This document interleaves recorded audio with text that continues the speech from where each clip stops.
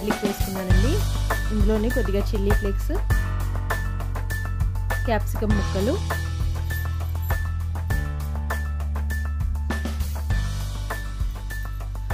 Oregano కూడా వేసుకుందామండి.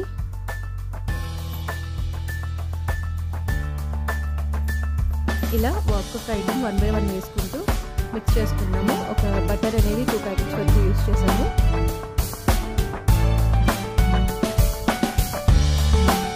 చూసారు ఈ విధంగా బటర్ కూడా వేసుకున్నాము.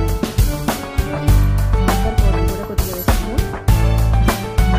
లాస్ట్లో కొద్దిగా కొత్తిమీర, వీటన్నిటిని వేసుకుని బాగా మిక్స్ చేసుకోవాలండి.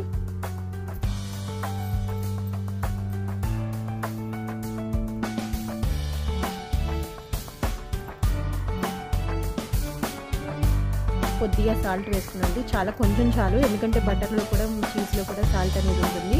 చాలా లైట్గా వేసుకుంటే చాలు.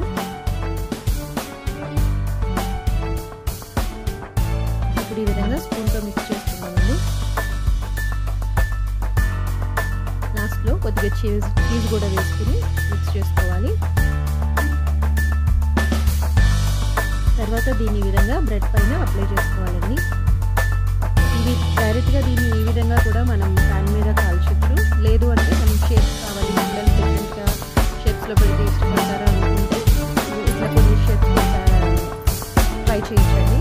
నేను దీనికోసం అనేది ఫ్లవర్ షేప్ అనేది ట్రై చేస్తాను. చూసారు కదా, ఇది ఇలా సైడ్ ఎడ్జెస్ నుంచి కట్ చేయాలండి.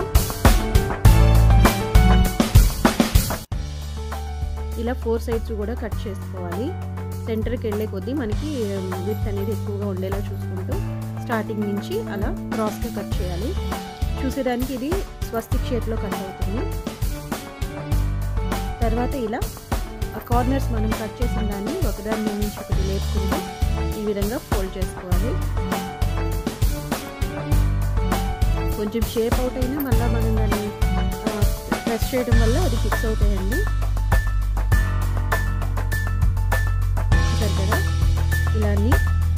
ఇలాగే అన్ని బ్రెడ్ స్లైసెస్ని కూడా చేసుకోవచ్చు. రకరకాలుగా ట్రై చేయొచ్చు. ఇదనే కాదు, నేనైతే ఈరోజు ఇలా ఈ ఫ్లవర్ షేప్ అనేది కట్ చేశాను.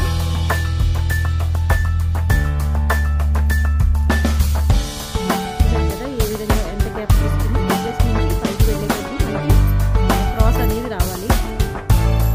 చూడండి, కటింగ్ వచ్చేసి స్వస్తిక్ షేప్లో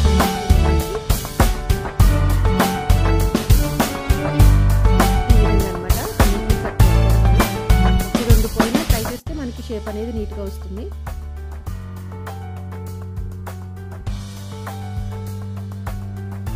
చూసారు కదా, ఈ విధంగా ప్రెస్ చేయడం వల్ల అవి ఫిక్స్ అవుతాయి.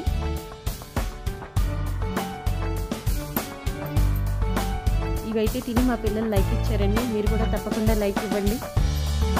చివరిగా కొద్దిగా చీజ్ వేసుకుని గార్నిష్ చేసుకున్నాము. చాలా అంటే చాలా టేస్టీగా ఉంది. స్పైసెస్ అనేది మీ ఇష్టం అండి. కొంచెం స్పైస్ తక్కువ తినాలంటే తగ్గించుకోవచ్చు. ఇంతే అండి. మా వీడియో నచ్చితే తప్పకుండా లైక్ చేయండి.